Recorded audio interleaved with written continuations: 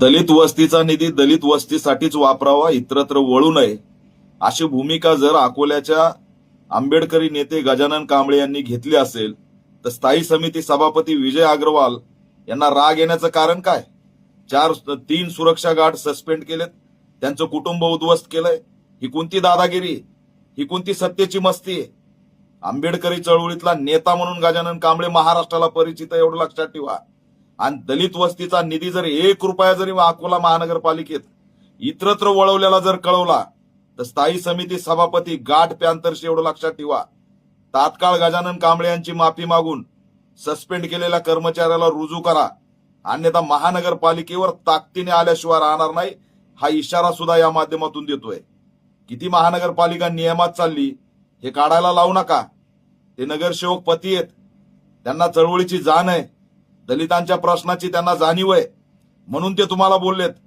आणि तुम्ही कांबळे फांबळे आम्ही ओळखत नाही अशा पद्धतीची दादागिरीची भाषा करणार. काय नियम चालतो महानगरपालिकेत काढायला वेळ लागणार नाही. सगळे सीसीटीव्ही मागू, कोण कुठं कसा घुसतोय हे दाखवायला महाराष्ट्राला वेळ लागणार नाही. त्याच्यामुळे गजानन कांबळे यांची माफी या स्थायी समिती सभापतीने मागितली पाहिजे.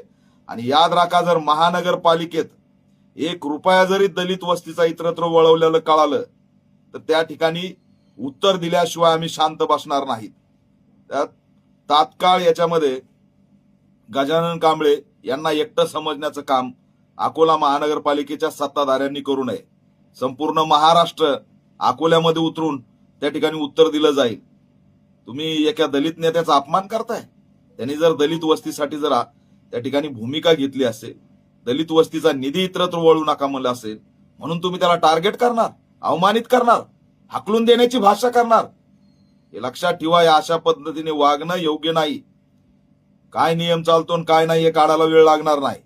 त्याच्यामुळे जे काही सुरक्षा गार्ड सस्पेंड केलेत ते गरीब आहेत, त्यांचं कुटुंब उद्ध्वस्त करू नका. त्यांना तात्काळ रुजू करावं आणि त्या ठिकाणी गजानन कांबळे यांची माफी मागून दलित वस्ती सुधार योजनेचा निधी इतरत्र वळणार नाही याची ग्वाही द्यावी. आता या सगळ्या प्रकरणाचा पाठलाग मी स्वतः केल्याशिवाय राहणार नाही असा इशारा सुद्धा ऑल इंडिया पॅंथर सेनेच्या वतीने मी देतोय.